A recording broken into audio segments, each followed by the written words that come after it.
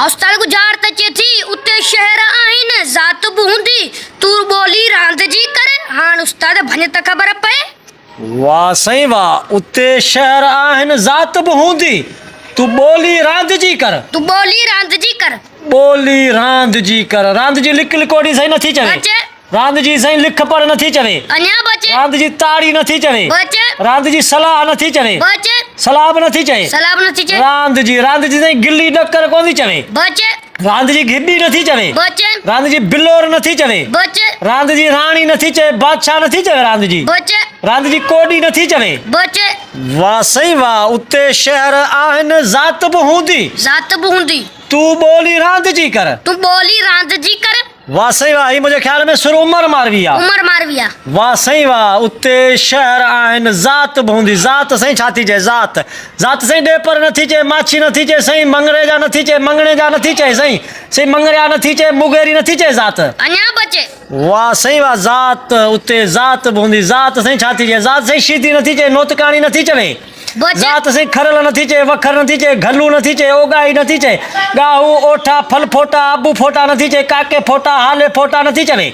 बचे सही अन्या बचे। वाह सही वाह। जात बहूंदी जात जातिया सही छाती चे जातिया सही बाबू फोटा वखर नथी चे जखराणी दल कोलाची नथी चे सही खानजादा झुलण नथी चवे जात जा। बचे अन्या बचे। जातिया सही लांघा नथी चे सोहू जातिया नथी चवे शीधी कंबराणी नथी चवे माछी नथी चवे सही झबेर नथी चे हडवार नथी चे जात जा। अन्या बचे वाह सही वाह। जात जा जातिया खुश्क नथी चे बांभड़ नथी चवे जात जा। बचे वाह सही वाह। वाह जी सुखड़ी दे छॾी ॿियो।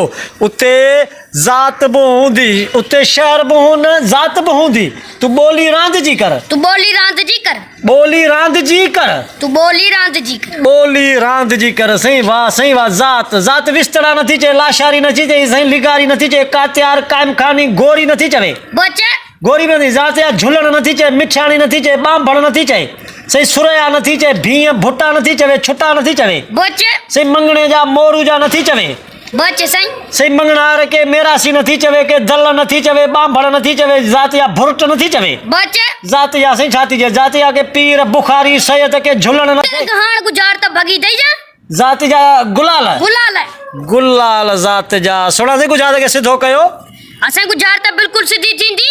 असे शेर थई सवात जातिया थई गुलाल ऐं रांद जी थई वारी जथी उते सो वाता हिन गिलाब हुंदी पोए तू करवारी अचण जी। वाह सही वाह वाह वाह वाह वाह। शहर मन सवात सवात ऐं जात जा गुलाल गुलाल रांद जी वारी वारी मन चाल वारी वारी चेती उते सो वात आहिनि गिलाब हूंदी तू पोए कर वारी अचण जी। अचण वाह सही वाह। दोस्तों तमाम बेहतरीन सुखड़ी जी तो प्यारा दोस्तों वीडियो तव्हांखे सुठी लगे तो मुझे चैनल हाकिम पाकिस्तानी के लाजमी सर्च कंदा ऐं बेल आइकन के भी लाजमी प्रेस कंदा तो जी मुझी अचण वाली वीडियो तव्हां वटि बर वक्त पहुंची सके। तो दोस्तों हाणे मोकिलणु आहे सिंध सलामत साथ सलामत साथ सलामत।